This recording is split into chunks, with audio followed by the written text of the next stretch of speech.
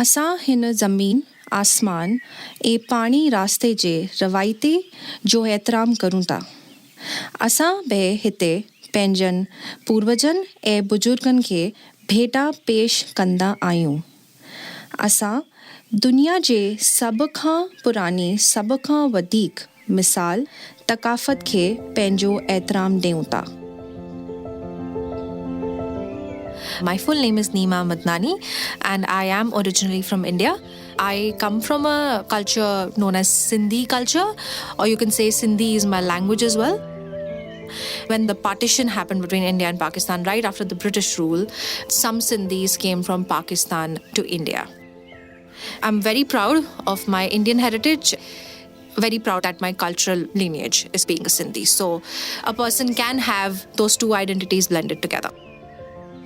And I loved doing the Acknowledgement of Country in Sindhi, and it definitely felt more intimate and more sacred for me, because it's my own language and those are my sentiments I share with my parents and my family and my community. So it felt a bit closer to me. And it definitely helped me reflect on Sindhi language and understanding new words. Some of them are really difficult for me to translate, the traditional owners and oldest and continuing culture. That was like the base of the 1 hour conversation that I had with my father. Then later on chimed in my grandmother as well, and the 3 generations talking about what should this word be in Sindhi, together, which was lovely. It was an intergenerational effort. Like the whole experience made it more meaningful. I'm really moved by how an acknowledgement in Sindhi brought Nema together with her father and grandmother.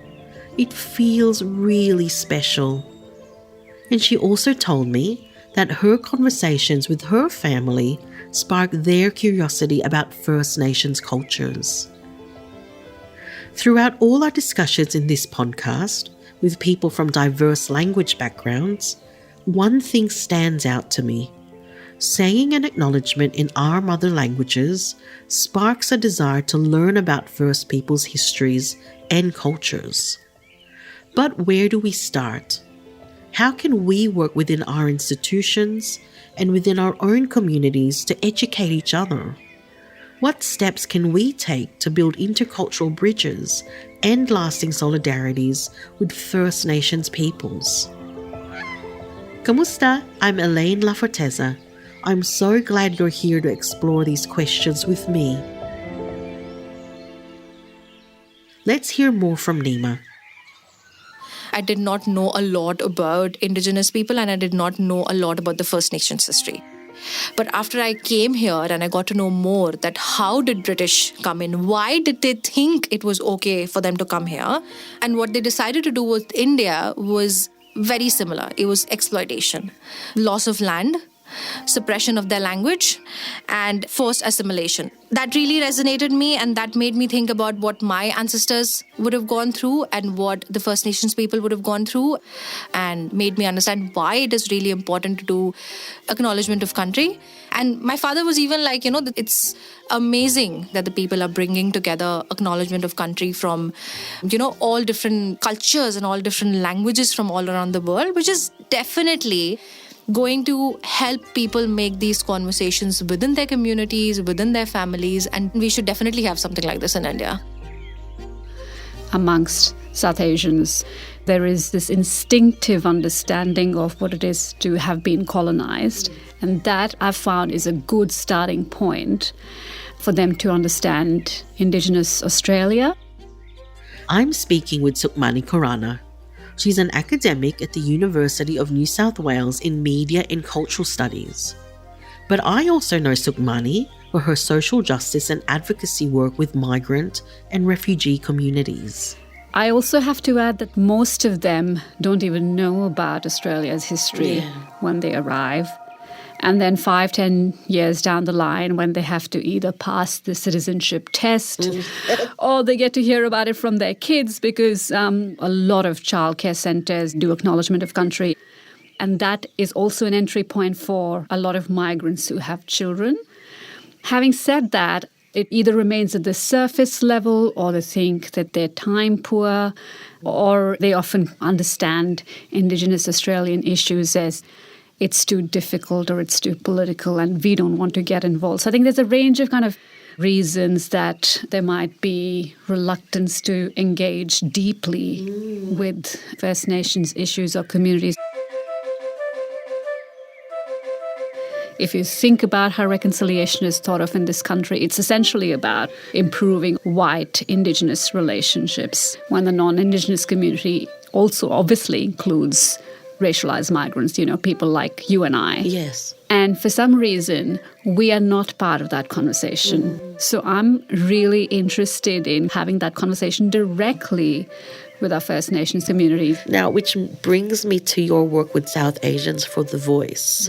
Can you tell me a little bit more about what is it and why it came about? ලාංකිකෙක් හැටියට මම සිය නිජබිම තුළම දැවන්ත අසාධාරණයන්ට ලක්වුණු ඔස්ට්‍රේලියාවේ මුල් ජාතීන්ගේ ස්වැන් නිනන අයිතිය වෙනුවෙන් පෙනී සිටිනවා. It was 6 founders or co-founders of South Asians for Voice, and we found that a lot of people were really in favor of a yes vote. And again, this is a limited sample. I don't think it applies to, the whole South Asian population. A lot of people also didn't deeply understand what the voice meant. So we thought that maybe something that we could do is put out material like videos of people from the community talking about why they were going to vote yes in their own language. Australia के first nation लोगों ने हजारों साल से इस देश को आबाद किया है. उन्होंने इस भूमि को आकार और संस्कृति दी है. I'm voting yes to the Indigenous voice to Parliament because I know what it is to be displaced. आइए हम सब मिलकर इस प्रस्ताव को सफल बनाएं और बेहतर ऑस्ट्रेलिया बनाएं. धन्यवाद. ഈ വോയിസ് റഫറൻഡത്തിൽ ഞാൻ യെസ് എന്ന ക്യാമ്പയിൻ സപ്പോർട്ട് ചെയ്യുന്നു. The 2023 referendum was a vote to change the Australian Constitution to recognise the First Peoples by establishing an Aboriginal and Torres Strait Islander voice to Parliament.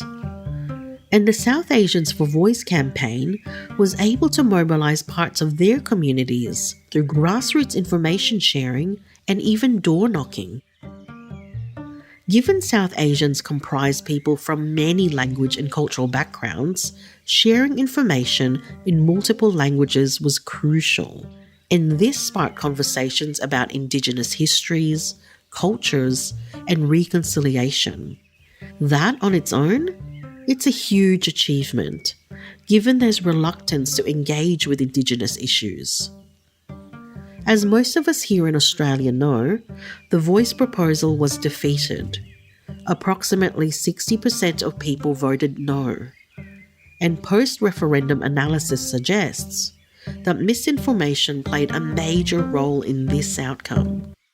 A lot of South Asian migrants voted no because certain misinformation also made its way to their houses. So, I have to acknowledge that occurred as well. So the misinformation from negative stereotyping and just outright. I think misinformation is always a combination of you getting the wrong facts, but you're also believing the wrong facts because there are underlying beliefs that have been around for a while. Yes, yeah. And there was other kinds of negative stereotypes of Indigenous communities that many migrants internalized, that kind of idea that there's a sense of entitlement, that neoliberal productive model minority, we've done the hard work, we've got our land. And I guess maybe this is specific to first-generation migrants, where there is a greater anxiety about your house and your land and losing that. Yes. And those anxieties, if I can share a story of when I first came to this country. So I came here as I was about to turn 10 and I watched a lot of cartoons. During the ad breaks, it's a blank, pristine image of Australia. And then all of a sudden there were red dots that start to mar this pristine space. And then a foreboding male loud voice says, your backyard could be next. I freaked out. I thought we just got here. I mean, do I have to move again? And this was and this was referencing Native Title Act, because that's when I came to this country. But that's the first story I got of Aboriginal Australia, that it's us versus them. It is a deep dive into excavating that from our own ways of being a migrant to this country, because it is embedded in our fear and anxiety of being a part of Australia but not being of Australia. Yeah. So we need to secure our ownership of our own place here really tightly. It's so easy to embody that and to feel that and making that a part of who we are in Australia.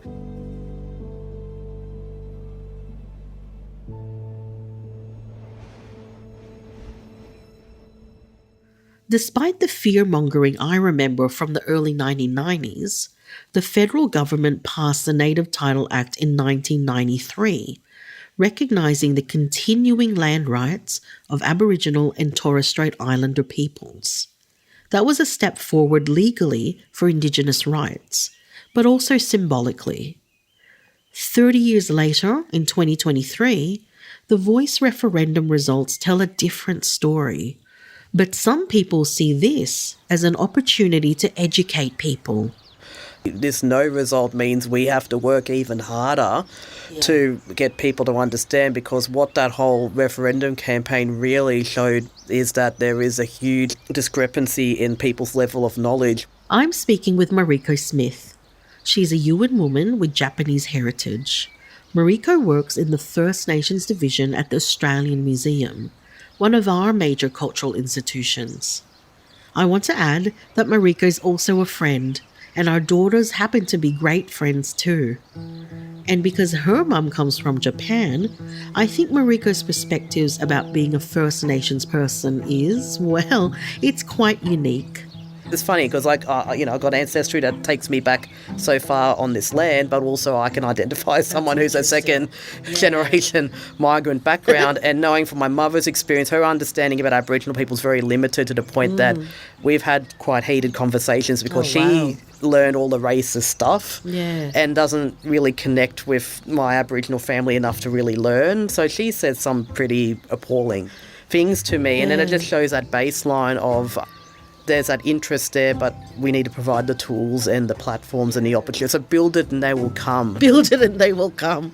I think there is that level of misunderstanding, but I think at the heart of it, most people, if you give them the opportunity and they feel not threatened by that, it opens the pathway for being on the journey together. Unlike grassroots groups like South Asians for Voice, institutions like the Australian Museum have the authority and wider reach to raise public awareness. It has the clout to shape larger historical narratives. So what's Mariko doing at the museum to change the way we understand First Nations histories? I work at the oldest public museum in Australia, and the Australian Museum is a place where a lot of those racist tropes and stereotypes had either originated or been perpetuated and reproduced. It's very fraught because there's all these perceptions that museums are not meant to be political beings. They're just nice places to go when it's rainy with your kids. Everything's political, really, when you look at it. Me working as an Aboriginal person in this space is probably seen as a political act. So I see myself as a facilitator of community voices. My approach really is about challenging the zero-sum game where it's one way or the other. I prefer to go for an additive approach where you're adding more perspectives rather than necessarily taking things away, because the act of taking things away in a zero-sum game, that's how you get the divisive tribalism. So what do you mean by that additive approach? Can you give more examples about what that looks like? Yes, so I think if you're looking at the statues or the public memorial examples, it can be something as simple as adding a additional plaque in my local area. So you've got Hawkesbury River, or Diribin as it's called by local Aboriginal people. There's a memorial that talks about Arthur Phillip discovered Hawkesbury River and all this sort of stuff. And then nearby there's a new plinth that acknowledges the Aboriginal connections to Diribin. And so when people see these together, at least they're not just buying that very simplistic narrative where it's very one-sided. They're actually getting a more complete picture, and that's something that plays out with like war memorials as well. I think this distinction between a zero-sum and additive approach is particularly relevant to migrants and new settlers. The zero-sum approach frames history as a contest between competing narratives. It forces us to choose sides. We either tear down colonial statues or keep them. Mind you, some statues probably need to be torn down, but it is important to document why. And that's where the additive approach comes in. It makes space for all of our diverse narratives and perspectives to coexist, interact, and even contradict each other. And I think it encourages dialogue. And that means listening, being responsive, and asking, how do our stories relate to First Peoples and country? And this shift from contest to dialogue might just lead to a more responsible belonging for all of us. The Unsettled exhibition is an Indigenous-led response to the 250th anniversary of Lieutenant Cook mapping the east coast of Australia. But Unsettled tells Indigenous stories, the often unknown stories about our shared history. For so long, Indigenous people have been the subject and the object of study, rather than actually the voice that's driving how we are represented within institutions like museums. Marrickville co-curated the Unsettled exhibition in 2020, which you can now experience online. Unsettled centres First Nations voices in truth-telling. Marrickville and her museum colleagues are currently working on a new, permanent Aboriginal and Torres Strait Islander exhibition. It's slated to open in 2027, when the museum turns 200. I wonder if this is what she means by build it and they will come. If museums and cultural institutions have the power to shape national narratives, small grassroots community groups have a different kind of power. Diaspora-led organisations like Sukmani South Asians for Voice can speak from within migrant experiences. And I think this kind of social power is crucial if we want to mobilise people and create lasting solidarities with the First Peoples. So how do we begin to build these solidarities? Talk to other communities that have been racialized, build bridges with First Nations communities. It could be very informal, a yarn on a sunny day in your local park, and go from there. At cultural festivals, local elders could be invited. I've also been really encouraged to see a lot of younger people of colour. My students, for instance, have started attending Survival Day rallies. These younger people are really the intermediaries in their families. During the referendum, I found stories of younger people of colour who were talking to their parents. The parents were becoming the storytellers with their own group of friends about why a yes vote was important. So I think that wave spreads. It will be informal, it will be over the dinner table. Yeah, it'll always be over food, I'm telling you. Yes, food always helps. Eating and food, which can be really surface level or optics only diversity, but incorporating culture in a way to celebrate it but also learn from it is so important, because food is every day, right? So if these elements of First Nations histories and migrant cultures are a part of every day, then it's just a part of every day, which I think is so beautiful. And so, Mani, I love how you talked about how the younger people are talking to their families, and it's just that intergenerational movement, but it's coming from the youth. Because I'm always excited to hear from my kids what they've learned. They know a lot more than I did at their age. Or maybe they're just smarter, I'm not sure. They have YouTube. Yes, they have YouTube. When I spoke to my 7-year-old then about the voice to Parliament, and I just asked her, how would you vote? And she said, yes. And I'm like, oh, that was very easy for you to say, and why? And then she thought about her best friend who has Aboriginal heritage, she went, well, why shouldn't she get a say? And I don't mean to get emotional then, but I'm getting emotional. I thought that's so simple for a 7-year-old to just get it, like, why shouldn't she? Like, yeah, fair enough. Yeah. So she did vote with me, like we both went to the polling booth, and then I said, you can tick the box, and then she ticked the box. Oh, and I'm that's good so on you, special. Bub. No, it is emotional.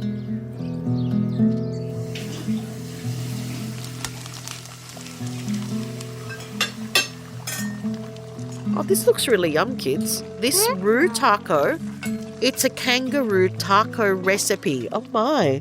Features a number of Indigenous Australian ingredients: wattle seed, bush tomato, you've loved that, Violet, sea celery, and I don't know what this is. YOULK.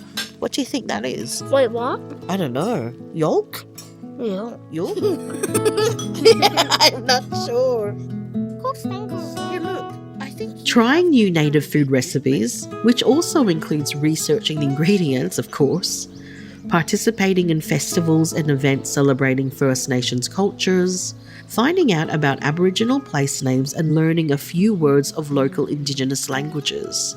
These are micro practices of respect that we can incorporate into our daily lives. We've spoken about some of these in this podcast. Oh, and yes, of course, saying an acknowledgement of country, preferably in your mother language, because that opens a door into a multitude of discussions about our connections with First Peoples. But real alliances between communities needs commitment, trust, leadership, and time to build. Post the Voice referendum, I feel like we urgently need to lay the groundwork for the future, because it's better to be proactive than reactive. And who knows when the next opportunity to make an important decision about Indigenous issues will be. And when it comes to laying this groundwork, I feel encouraged yet again to see that many schools seem to be getting it right. You might remember that we visited Marrickville West Primary School in the very first episode. The students taught us all about acknowledging country. This is one of the assistant principals and coordinator of Aboriginal education, Nick Armstrong. And he's talking about the ways First Nations voices and perspectives are embedded in the school's curriculum and the classroom. You know, we've come to understand is when culture is represented in the classroom, it's going to help all of the students learn. You know, that involves getting community elders in, and it involves things like, you know, we had a writing unit focused on Vincent Lingari and the Wave-Hill Walk-Off. So just sharing those really important histories. And that kind of ended with the students creating a website of their own, focusing on a significant First Nations person as well.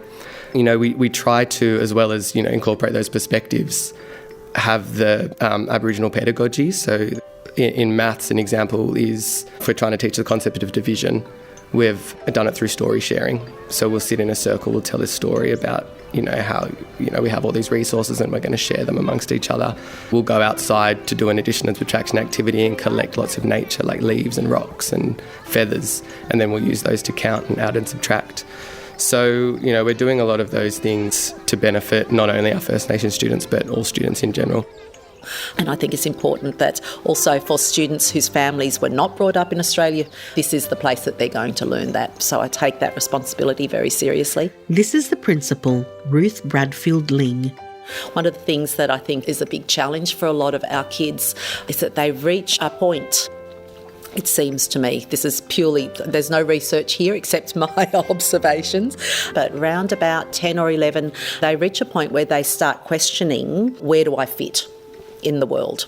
And I think if school is to remain relevant, it needs to feel like a safe place, and where their culture, their world, their lives is not something we tokenistically refer to on Sorry Day. It's a balance, because we don't want to be continually talking about sad and depressing things, you know. Actually, we had a beautiful boy named Billy who was incredibly attached to his very best friend.